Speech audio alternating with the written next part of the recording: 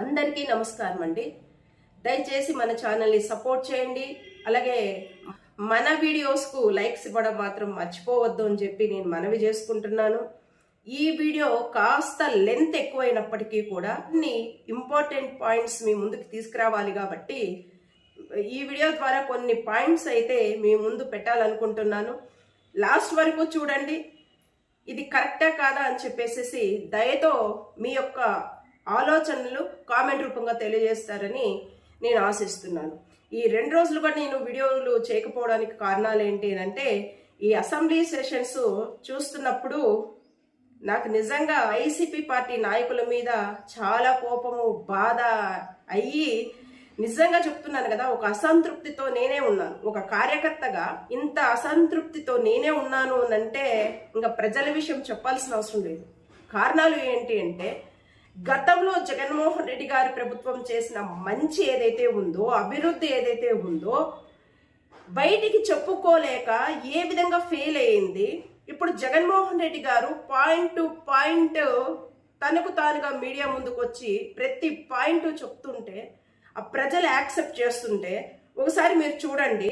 Assembly sessions జరుగుతున్నంత సేపు కూడా ప్రజలు ఏ మేరకు చూస్తున్నారు. అదే జగన్మోహన్ రెడ్డి గారు ఒక ప్రెస్ మీట్ పెడితే ప్రజలు ఏ మేరకు అట్రాక్ట్ అయ్యి చూస్తున్నారు అనేది మీరు అక్కడే చూస్తే మీకు నెంబర్స్ అనేది మీకు తెలుస్తుంది. ఏ మేరకు ప్రజలకు రీచ్ అవుతుంది, నిజాలు యాక్సెప్ట్ చేయడానికి ప్రజలు ఎంత మొగ్గు చూపుతున్నారో అని జగన్మోహన్ రెడ్డి గారు ఒక గంట ప్రెస్ మీట్ పెట్టి సుదీర్ఘ స్పీచ్ ఇస్తున్నప్పటికీ కూడా మీడియా సాక్షిగా ఎంత రీచ్ అవుతుంది. అలాగే అసెంబ్లీ తీసుకుంటే కనుక ఆ రీచ్ అనేది ఏ స్థాయిలో పడిపోతుందో మీరందరూ చూస్తూనే ఉన్నారు. అసత్య ప్రచారాన్ని ప్రజల వద్దకు తీసుకెళ్లడంలో కూటమి ప్రభుత్వము 100% సక్సెస్ అయింది.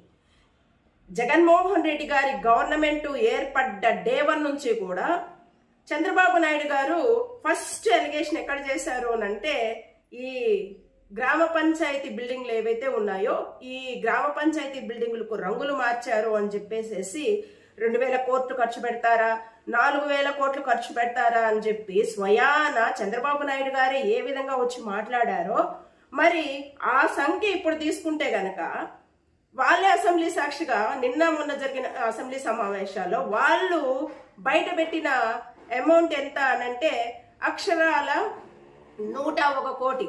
అక్షరాల 101 కోటి. గతంలో చంద్రబాబు నాయుడు గారు చేసిన అలిగేషన్ ఎంత?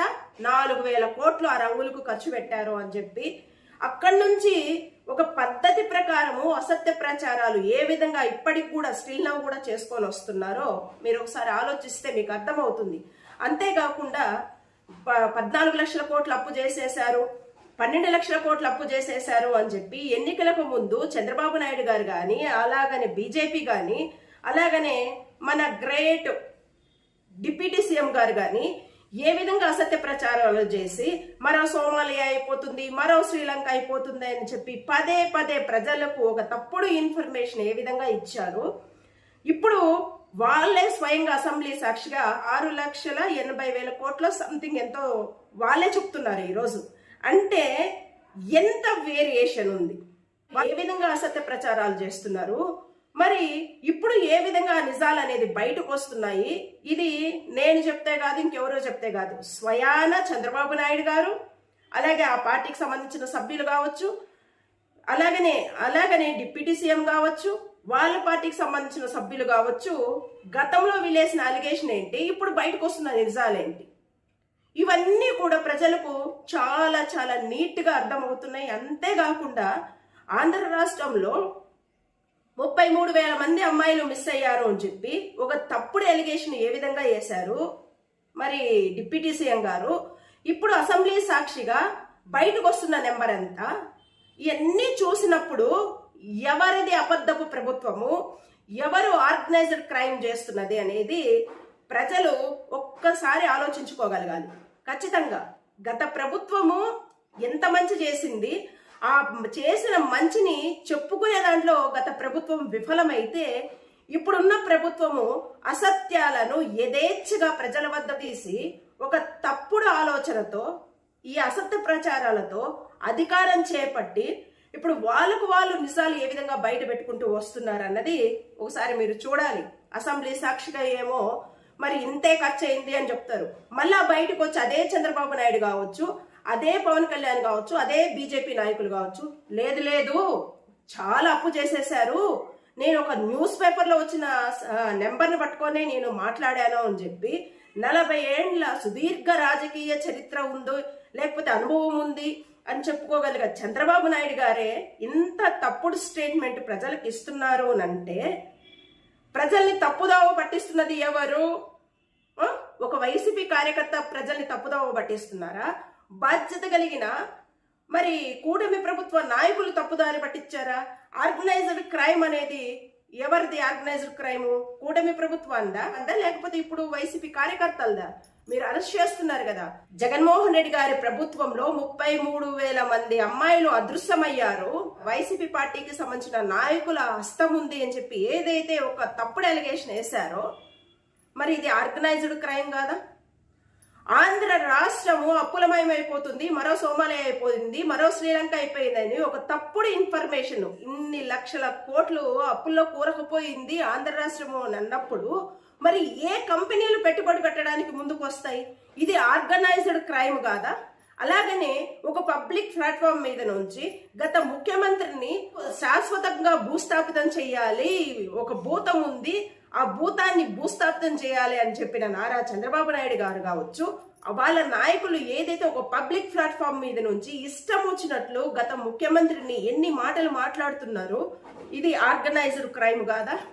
అలాగనే తిరుపతి లడ్డూ మీదన ఏ విధంగా మీరు తప్పుడు అలిగేషన్ వేసి మరి భక్తుల మనోభావాలు దెబ్బతినే విధంగా, మతాల మధ్య విద్వేషాలు చెలరేగే విధంగా, సనాతన ధర్మం గురించి ఏ విధంగా రెచ్చగొట్టి మాట్లాడారు మరి పవన్ కళ్యాణ్ గారు, మరి చంద్రబాబు నాయుడు గారు, ఇది ఆర్గనైజ్డ్ క్రైమ్ కాదా? ఇది ఆర్గనైజ్డ్ క్రైమ్ అనిపించలేదా?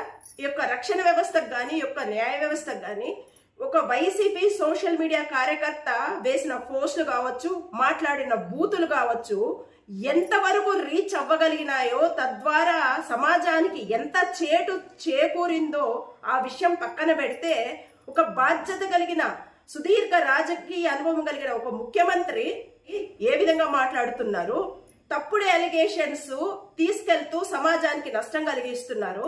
అలాగే కులాల మధ్య మతాల మధ్య చిచ్చులు పెట్టే విధంగా, అంతేకాకుండా మహిళలు అభద్రతా భావానికి గురయ్యే విధంగా ఒక బాధ్యత కలిగిన ఉప ముఖ్యమంత్రి ఏ విధంగా 33,000 మంది అమ్మాయిలు మిస్ అయిపోయారు అని చెప్పగలిగారు. ఇవన్నీ సమాజానికి చేటు అవునా కాదా? ఇవి ఆర్గనైజ్డ్ క్రైమ్ అవునా కాదా? ఒక సామాన్యుడు ఎక్కడో ఇన్స్టాలో పోస్ట్ వేస్తేనో, ఫేస్బుక్ లో పోస్ట్ వేస్తేనో ఎంతవరకు రీచ్ అవ్వగలుగుతుంది? అదే ద గ్రేట్ పవన్ కళ్యాణ్ గారు కానీ, లేదు లోకేష్ నాయుడు గారు కానీ, లేదు చంద్రబాబు నాయుడు గారు కానీ, లేదు వాళ్ళ పచ్చ మీడియా కానీ పబ్లిష్ చేస్తూ పబ్లిక్ ప్లాట్ఫామ్ మీద వీళ్ళు ఏదైతే ఒక అసత్య ప్రచారాలు తీసుకెళ్తున్నారో అది ఎంతమందికి రీచ్ అవుతుంది, తద్వారా సమాజానికి ఎంత చేటో మరి రక్షణ వ్యవస్థకు కానీ న్యాయ వ్యవస్థ కానీ అర్థం కాలేదా? మరి ఏమో మనం ఇవన్నీ ఆలోచిస్తే చాలా బాధ అనిపిస్తుంది. జగన్మోహన్ రెడ్డి గారిని దమ్ముంటే అసెంబ్లీకి పొమ్మనని కొంతమంది దరిద్రుల కింద వచ్చి కామెంట్ చేస్తుంటారు. నిజంగా ఏం దీన్ని కామెంట్ చేస్తుంటారు మనకైతే అర్థం కాదు. కానీ ముందు కూటమి ప్రభుత్వానికి సంబంధించిన 3 పార్టీల నాయకులు అక్కడ ఉన్నారు కదా అసెంబ్లీలో, బీజేపీ ఎమ్మెల్యేలేమో నాకు టైం లేదు, నాకు 2 సెకండ్లే టైం ఇచ్చినారని కొట్టుకుంటుంటే, ఎలిజిబుల్ మళ్ళీ అసెంబ్లీకి ఎలిజిబుల్ అయిన వాళ్ళే. మళ్ళీ ఇంకో పక్కన అయితే కనుక మరి ఇంకా జనసేన ఎమ్మెల్యేలు అయితే నాకు 2 నిమిషాలే ఇస్తున్నారు టైము, మా యొక్క నియోజకవర్గ బాధలు చెప్పుకోలేకపోతున్నానని వాళ్ళు ఒక పక్క ఏడుస్తూ కూర్చుంటే, టీడీపీకి సంబంధించిన ఎమ్మెల్యేలు ఓ పక్క మనం చూశారు. ఒక పెద్ద ఆయన ఏ విధంగా బాధపడుతూ కూర్చున్నాడో, 2 నిమిషాలు నాకు అదనంగా కేటాయించమంటే ఇసుక పాలసీ గురించి మాట్లాడదాము అనుకుంటే మాట్లాడనివ్వకుండా నాకు టైం ఇవ్వట్లేదు అని వాళ్ళే ఏ విధంగా కొట్టుకుంటున్నారు అసెంబ్లీలో. అటువంటి పరిస్థితుల్లో జగన్మోహన్ రెడ్డి గారు ఆడబోయి చేసేదేముంది, చెందేదేముంది? ఆయన చెప్పదలుచుకుందేంటో, వాళ్ళు ఏదైతే విమర్శలు వేశారో ఆ విమర్శలు తగ్గట్టు సుదీర్ఘంగా ఆయన మీడియా ముందుకు వచ్చి ప్రజలకు అర్థమయ్యేటట్టు 1 గంట పాటు నీట్గా ఆయన ఏం చేశాడు గతంలో, వీళ్ళు ఇప్పుడు ఎటువంటి అలిగేషన్స్ వేస్తున్నారు అనేసి ఏ విధంగా ఆయన ఒక క్లారిటీ ఇచ్చి పడేస్తున్నారో ప్రజలందరూ కూడా చాలా రియలైజ్ అవుతున్నారు నాయన. అసెంబ్లీ సమావేశాల కంటే కూడా జగన్మోహన్ రెడ్డి గారి ప్రెస్ మీటే ఓసారి ఆ రీచ్ చూడు ఎంతవరకు వెళ్తుందో మీకు అర్థమవుతుంది. అసెంబ్లీ సమావేశాలు ప్రజలు చూడడానికి ఇష్టపడుతున్నారా, లేదు జగన్మోహన్ రెడ్డి గారి ప్రెస్ మీట్ చూడడానికి ఇష్టపడుతున్నారా ప్రజలు అనేది ఆ రీచ్ చూస్తేనే మీకు తెలిసిపోతుందిరా. అర్థమవుతుందా? సోషల్ మీడియా కార్యకర్తలు తప్పుడు ఇన్ఫర్మేషన్ ఇచ్చారు, ఫ్యామిలీస్ ని తిడుతున్నారు కాబట్టి మేము అరెస్ట్ చేస్తున్నాం అనేది వాళ్ళు ఉగ్రవాదులు అనేది మీరు ముద్ర వేస్తున్నారు.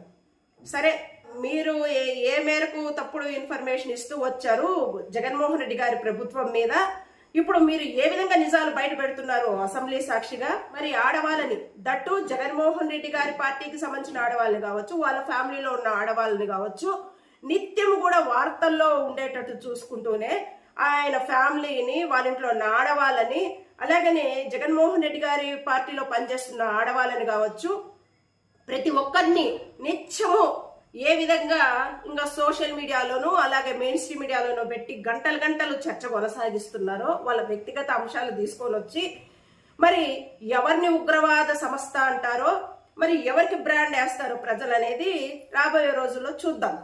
ఈ విషయాలు పక్కన పెడితే గుడ్లవల్లేరు ఇష్యూ తీసుకున్న, రాజకీయ హత్యలు తీసుకున్న, వరద బాధితులు ఏ విధంగా మీరు సహాయక సహకారాలు అందించలేకపోయారు, ఎక్కడ ఫెయిల్ అయ్యారు అనేది అది తీసుకున్నా, మహిళల మీద జరుగుతున్న అత్యాచారాలు తీసుకున్నా, మరి సూపర్ 6లు అమలు చేయలేక ప్రజల్లో ఇంత పెద్ద ఎత్తున వ్యతిరేకత వచ్చేటప్పటికి ఏ విధంగా ఆర్గనైజ్డ్ గా డైవర్షన్ పాలిటిక్స్ అని చెప్పేసేసి మరి జగన్మోహన్ రెడ్డి గారి చెల్లిని కాసేపు తీసుకొని వచ్చి ఇష్టానికి మాట్లాడిచ్చారు.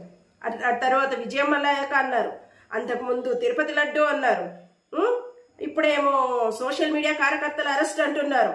ఇప్పుడు కొత్తగా ఏం చేస్తున్నారు, డైవర్షన్ పాలిటిక్స్ కోసము ఇంకొక అస్త్రాన్ని రెడీ చేసుకుంటున్నారు. ఆ అస్త్రం ఎవరు అంటే వివేకానంద రెడ్డి గారి కూతురు సునీత. ఆ సునీతని తీసుకొని వచ్చి మంతనాలు జరిపి ఏ విధంగా వైసీపీ పార్టీ మీద బురద జల్లాలి అని చెప్పేసి పాపం ఫుల్ ట్రైనింగ్ ఇస్తూ మీ యొక్క ఆఫీసుల చుట్టూ చెప్పుకుంటూ మరి స్క్రిప్ట్ అయితే బాగా ఇస్తున్నారు అని చెప్పి ప్రజలకు ఒక క్లారిటీ వస్తుంది. ఇంకా రాబోయే రోజుల్లో వివేకానంద రెడ్డి గారి హత్యకు సంబంధించి సునీత ఇప్పుడు తెర మీదకి రాబోతుంది అనేది ఒక స్పష్టత వచ్చేసింది జనాల్లో.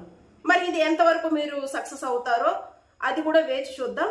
అంతేకాకుండా నాకున్న డౌట్ ఏంటి అంటే, ఇప్పుడు ఏ పార్టీకి సంబంధించిన రాజకీయ నాయకులు గొడవ పడ్డా, కేసులు పెట్టుకున్నా ఇది ఆర్గనైజ్డ్ క్రైమ్ కాబట్టి అరెస్ట్ చేస్తున్నాం, అసభ్యకరమైన బూతులు తిడుతున్నారు కాబట్టి అరెస్ట్ చేస్తున్నాం, ఫోక్సో కేసులు వాళ్ళ మీద పెడుతున్నాం కాబట్టి బెయిల్ రాకుండా చూస్తున్నాం అనే ఆలోచన విధానం మీదైతే వైసీపీ పార్టీని పక్కన పెట్టినా, కూటమి ప్రభుత్వాన్ని పక్కన పెట్టినా, అంతకు ముందు బెండపూడి విద్యార్థుల్ని ఎవరు ట్రోల్ చేశారు, వాళ్ళు స్పానిష్ ఇంగ్లీషు, ఫ్రెంచ్ ఇంగ్లీషు చాలా క్లియర్గా వాళ్ళు మాట్లాడుతుంటే తట్టుకోలేక ఆ పసి హృదయాలను గాయపరిచేటట్టు ఆ పసిపిల్లలను తీసుకొని వచ్చి పబ్లిక్ ప్లాట్ఫామ్ మీద పెట్టి ఎంత నీచాతి నీచంగా ట్రోల్ చేస్తే, చదువుకున్న పసిపిల్లలను ఎంత నీచాతి నీచంగా ట్రోల్ చేస్తే వాళ్ళ ఫ్యామిలీస్ బాధపడ్డాయి, వాళ్ళ అమ్మా నాన్న ఏ విధంగా బాధపడ్డారు, ఆ పిల్లల ఏజ్ ఏంది, చదువుకుంటున్న పసిపిల్లలు ఫ్లూయెంట్ ఇంగ్లీష్ మాట్లాడారు కాబట్టి ఏదైతే ట్రోల్ చేశారో ఆ యొక్క ఆధారాలు ఇంకా ఇదే సోషల్ మీడియాలో చక్కర్లు కొడుతున్నాయి. దాని కింద ఆ పిల్లల్ని ఎంత వల్గర్గా సభ్య సమాజం తలదించుకునే విధంగా ఎన్ని కామెంట్స్ ఉన్నాయి. మీరు నీతిగా నిజాయితీగా అరెస్టు చేయాలంటే రాజకీయాలకు అతీతంగా ముందుగా బెండపూడి విద్యార్థులకు సంబంధించి ఎవరైతే ట్రోల్ చేశారో అటువంటి దుర్మార్గుల్ని, అటువంటి దరిద్రుల మీద ఫోక్సో కేసు పెట్టి అరెస్ట్ చేయాలా వద్దా? ఇదొక్కసారి కామెంట్ రూపంగా తెలియజేయండి. మేము నీతిగా అరెస్ట్ చేస్తున్నాం, నిజాయితీగా అరెస్ట్ చేస్తున్నాము అనేసి ఆలోచన విధానము మీదైతే ఫస్ట్ మీరు బెండపూడి స్టూడెంట్స్ మీద ఎవరైతే ట్రోల్ చేశారో అసభ్యకరంగా అటువంటి దుర్మార్గులని, అటువంటి నీచుల్ని, అటువంటి దగుల్బాచి వెధవల్ని ముందు పట్టుకొని ఫోక్సో కేసు పెట్టి అరెస్ట్ చేయాలి. దీని మీద డిమాండ్ చేయండి ప్రతి ఒక్కరు కూడా. రాజకీయాలతో మాకు పని లేదండి, మీరు రాజకీయ పరంగా ఎన్ని అరెస్టులు అయినా చేసుకోండి, మేము కాదనం. కానీ బెండపూడి విద్యార్థుల తల్లిదండ్రులు ఎంత బాధపడ్డారు, ఎంత కన్నీళ్లు పెట్టారు, ఆ తర్వాత ఆ విద్యార్థులు చదువుకోవడానికి అంటే స్కూల్కి రావడానికి కూడా దాదాపుగా 2-3 నెలలు వాళ్ళు స్కూల్కి రావడానికి కూడా భయపడ్డారు. మీడియా ముందుకు వచ్చి వాళ్ళ బాధ చెప్పుకోవడానికి కూడా వాళ్ళు ఎంత బాధపడ్డారో, ఎంత ఏడ్చారో. ఆ పసి హృదయాలను గాయపరిచిన దరిద్రులు, నీచులు ఎవరున్నారో, దగులుబాచి వెధవలు ఎవరైతే ఉన్నారో వాళ్ళని అరెస్ట్ చేయండి ముందు. రాజకీయ పరంగా మీరు ఎవరిని అరెస్ట్ చేసుకున్నా మేము మాట్లాడము. వాళ్ళని వీళ్ళు తిట్టారా, వీళ్ళని వాళ్ళు తిట్టారా, ఇది రాజకీయ కక్ష సాధింప, లేదు దీంట్లో నిజాలున్నాయా అనేది పక్కన పెట్టి అరెస్ట్ల పరంపర కొనసాగిస్తున్నారు కదా, దాని గురించి పక్కన పెడితే మీలో నీతి ఉంటే, నిజాయితీ ఉంటే ముందు బెండపూడి విద్యార్థులకు న్యాయం చేసే విధంగా మీ అడుగులు ముందుకు పడాలని పవన్ కళ్యాణ్ గారిని, అలాగనే విద్యాశాఖ మంత్రి లోకేష్ గారిని, అలాగనే మన ముఖ్యమంత్రి చంద్రబాబు నాయుడు గారిని, అలాగనే హోమ్ మినిస్టర్ అనిత గారు, మీరు ఒక ఆడకూతురే, మీరు ఒక తల్లే, మరి బెండపూడి విద్యార్థులు మీ పిల్లల లాంటి వాళ్ళే, మా పిల్లల్ని ట్రోల్ చేస్తారా అని మీరు చెప్పడం కావచ్చు, చంద్రబాబు నాయుడు గారు చెప్పడం కావచ్చు, లేదంటే లోకేష్ గారు చెప్పడం కావచ్చు, లేదు ద గ్రేట్ డిప్యూటీ సీఎం గారు చెప్పినప్పటికీ మీలాంటి పిల్లలే బెండపూడి విద్యార్థులు. ఆ యొక్క బెండపూడి విద్యార్థుల మనసు గాయపరిచే విధంగా అసభ్యకరంగా ట్రోల్ చేసిన వెధవలను ముందు ఫోక్సో కేసు పెట్టి ఫస్ట్ అరెస్ట్ చేయండి అమ్మా. రాజకీయాలకు అతీతంగా మాట్లాడుతున్నానమ్మా, నేను ఒక తల్లిగా మాట్లాడుతున్నా, రాజకీయాలకు అతీతంగా ఇది రిక్వెస్ట్ చేసి చెప్తున్నా. పాపం న్యాయబద్ధంగా అరెస్టులు జరుగుతున్నాయి కదా ఆంధ్ర రాష్ట్రంలో, కాబట్టి రిక్వెస్ట్ చేసి చెప్తున్నా, బెండపూడి విద్యార్థుల మీద ఎవరైతే ట్రోల్ చేశారో ఆ దగుల్బాచి వెధవల మీద ఫస్ట్ ఫోక్సో కేసు పెట్టి అరెస్ట్ చేయండి అని చెప్పి నేను డిమాండ్ చేస్తున్నాను. ఈ డిమాండ్ న్యాయబద్ధమైన డిమాండా కాదా అని చెప్పి కామెంట్ రూపంగా తెలియజేస్తారని ఆశిస్తున్నాను. అండ్ థ్యాంక్స్ అండి, థ్యాంక్స్ అలాట్.